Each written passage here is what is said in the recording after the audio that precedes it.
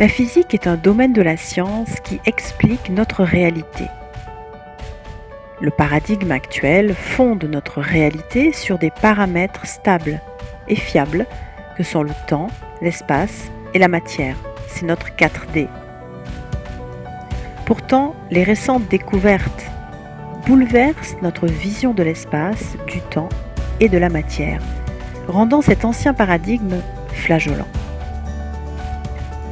Sont-ils des composants objectifs de la réalité ou uniquement des perceptions ? Philippe Guillemont, ingénieur et physicien, décrit ces bugs dans son livre « La physique de la conscience ».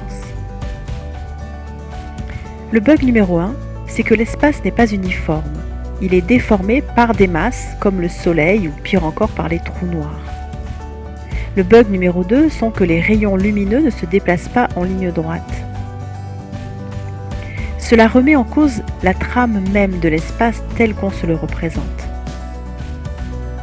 Le bug numéro 3 est qu'en dessous d'une certaine longueur, la longueur de Planck, la distance n'existe même plus du tout.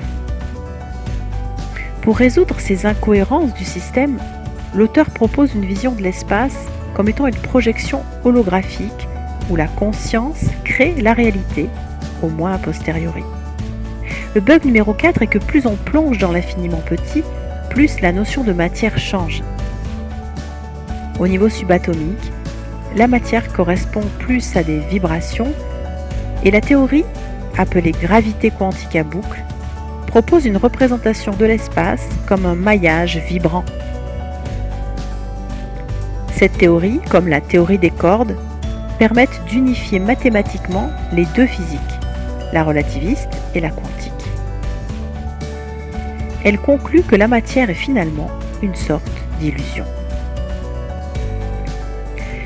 D'autant qu'on vient d'observer, bug numéro 5, que le vide contient non pas rien, mais au contraire, une énergie phénoménale. Il y aurait 10 puissance 120 fois plus d'énergie que dans l'univers observable. Ce sont même les fluctuations du vide qui seraient à l'origine de la création des particules réelles.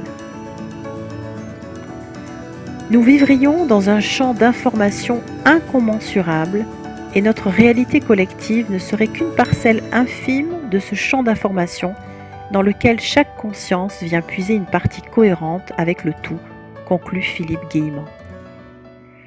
Nous évoquerons les bugs liés au temps la semaine prochaine. D'ici là, vous pouvez soutenir le projet du subtil à la science qui est en construction en allant sur le site Hello Asso. Nous vous proposons de vous abonner, de rester en contact avec nous. On vous dit à la semaine prochaine pour de nouvelles vidéos.